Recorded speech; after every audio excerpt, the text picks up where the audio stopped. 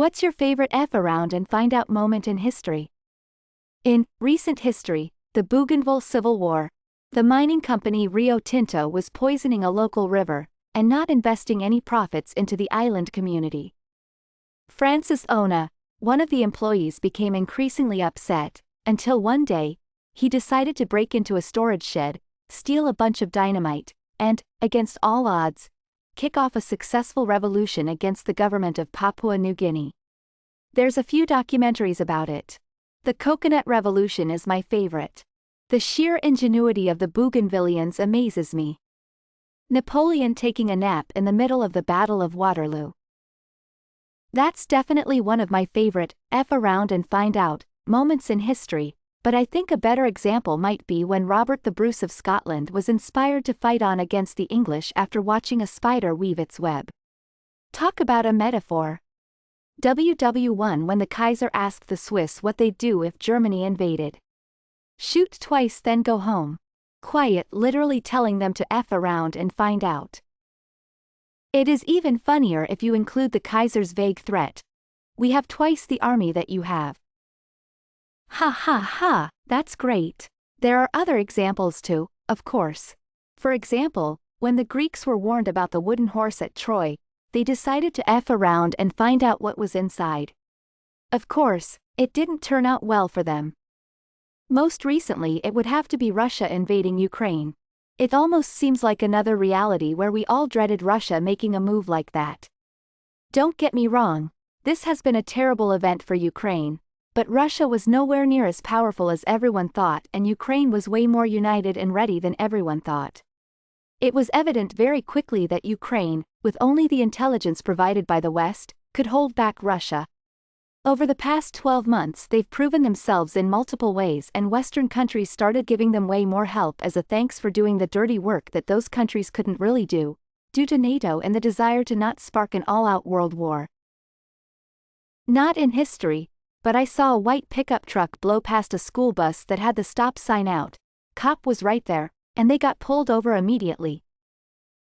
I have witnessed this event a few times in my life, and it is glorious to watch each and every time. You fuck around with a school bus, you deserve whatever is coming your way. God, that must be so satisfying. My area is infested with reckless drivers, because our traffic police force has been cut down to next to nothing. That guy that was tailgating the crap out of me in an icy snowstorm when I was driving slowly and carefully. He finally zoomed past me and I had quite the laugh as I passed his car in the ditch a while later. Reminds me of that flashy new pickup truck I saw try to pass a snowplow on the right a few years ago. That's definitely a F around and find out moment. You definitely don't want to mess with the law. On a more serious note, I think the Cuban Missile Crisis was a great example of this phrase. The world was on the brink of nuclear war, and it was only through diplomatic efforts that we were able to resolve the crisis without any actual shots being fired. When PATCO, air traffic controllers, decided to strike in 1981, in breach of their contracts as sworn federal employees. Within 2 days, the Reagan administration fired 95% of air traffic controllers in the U.S. and banned them from federal jobs for life. It took 2 or 3 years to get back to an acceptably operational level, 10 years to recover completely. Unions haven't been the same since. This was one of the most evil things any sitting U.S. president has ever done. It was dumb as F and didn't improve anything for anyone. Agreed. If we knew then what this would mean for the future of the middle class, there would have been riots in the street. Indeed, it is a valuable lesson. I think one of the most F around and find out moments in history is when Christopher Columbus sailed west to find a route to India and ended up discovering the Americas instead. It was an unexpected outcome of his journey and an example of how even seemingly random action can lead to great discoveries. Pearl Harbor. The movie about this with Ben Affleck was a dumpster fire, but I appreciated that the beginning of the movie showed why Japan attacked. Japan invaded Manchuria, northeast China, and Southeast Asia, in order to get oil and raw materials for making steel, aluminum, etc. They are an island nation, and the U.S. very effectively embargoed them, using U.S. Navy ships to cut off cargo ship traffic. I'm not saying it was right or wrong. I'm saying most accounts leave that out to make the story more concise. With the reason the embargo was there in the first place being the Japanese invasion of China. Yay! Ultimately Japan started everything with their desire to conquer surrounding islands and China. The US was trying to control their interests in the Pacific. The US knew it was provoking an attack by Japan, with some theories thinking intelligence knew what was going to happen and then let it happen as an excuse to get involved. However, in retrospect, Japan's actions on Pearl Harbor seem like extreme overkill considering the reasons. I think this is ultimately what did them in. Around 2,400 people were killed, the vast majority being US soldiers. It was a sucker punch that took a Cold War to a hot war in an instant. Fast forward 4 years and Japan is viciously fighting tooth and nail everywhere they can. It was a horrible experience for all involved, but the Japanese Empire believed wholeheartedly that they were right to take over that part of the world. Even after the US firebombed almost every major city and killed hundreds of thousands of civilians, Japan would not stop. It took more overkill to get them to realize it was futile, and the US didn't want to invade and lose 10,000 plus men in a ground war in Japan. Japan often gets glossed over in World War II talks due to the atrocities that Germany committed, but Japan committed their fair share and were more of a rabid enemy than Germany was. Estimated casualties during the rape of Nanjing roughly match the combined death toll of Hiroshima and Nagasaki. Just to put some scale on things, estimates run from 50,000 to 500,000, with most around 2,500,000, per Wikipedia.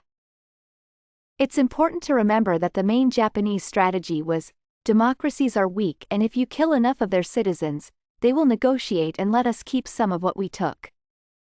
Not being a functioning democracy, Imperial Japan was free to spend as many of its own citizens' lives as it liked.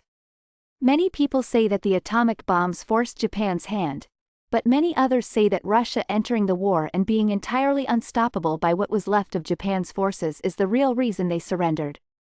Japan knew that Russia also didn't care how many of its own people died.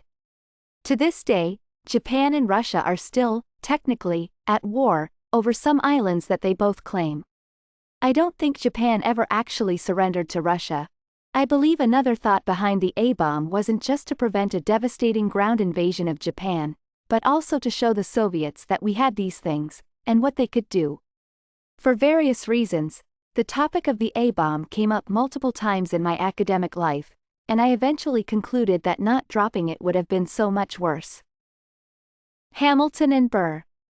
Andrew Jackson nearly beating a would-be assassin to death when both guns jammed. Also not history, but guy knocked up his side chick in college. Always asked him what the heck are you doing? He thought he knew better. He dropped out, got fat, lost all his hair, and moved his new family into his parents' basement. To this day, she still doesn't know she was just a piece on the side. Drinking bleach knew a guy who did that. He survived but it wrecked his voice. As reported by Herodotus, Darius of Persia invades the Scythians and demands tribute. The Scythians send him a messenger with a bird, a mouse, a frog, and 5 arrows. The Persians ask the messenger what the gifts signify, but get told, that's for us to know and you to find out. At first Darius is like, this is fine. These are symbolizing their submission. But then one of his advisors proposes an alternate interpretation. If you can't fly like a bird, burrow like a mouse, or swim like a frog, you'll be slain by our arrows. And upon further reflection, Darius decides not to F around and find out. Scythians were fucking terrifying in the Bronze Age. Definitely one of my favorite civilizations to learn about. Inalchuq was governor of Otrar in the early 13th century. He attacked a Mongol caravan because he believed it contained Mongol spies. As a result, Genghis Khan laid siege to Otrar for 5 months, until a traitor let them in. The traitor was killed anyway by the Mongols, who hated them. Inalchuq fled further and further into his citadel, while the Mongols slaughtered the citizens of Otrar. Eventually Inalchuq had to resort to throwing bricks down on the Mongols with his final 2 bodyguards. He was finally captured and reportedly executed by having molten silver poured into his ears. IDK if it's my favorite, but Rome evaporating Carthage from the face of the earth after Hannibal did some serious damage in the Italian peninsula. Most recently, that Al-Qaeda leader who got chopped to pieces by that ninja missile. You want to lead a terrorist organization? Then you better be ready to learn how terrifying the US military can be. Custer's last stand. WW2 in general. Germany f's around committing genocide and invading other countries, then the rest of the Western world unites to F them up. And the next thing they know, they've got the Soviets, Americans, and the British all marching on Berlin. And then Japan wanted to invade a bunch of other countries and thought it would be a great idea to bomb Pearl Harbor, and the next thing they know their entire navy is almost entirely decimated and the US is dropping nukes on them. It was an absolutely horrible time in history, but possibly one of the best F around and find out moments. The assassination of Archduke Franz Ferdinand. I mean, the Serbs didn't really find out, since they ended up achieving their goal of forming Yugoslavia after they ended up on the winning side of World War I. Sometimes, you F around and find out that you were right. French Revolution. Will Smith slapping another man in the face. He found out. Rasputin when he befriended the Tsar family. He just F-ed around so hard it ruined the entire monarchy. Boudica getting blown the F out by the Romans. The state of Philadelphia. I believe the state is Pennsylvania.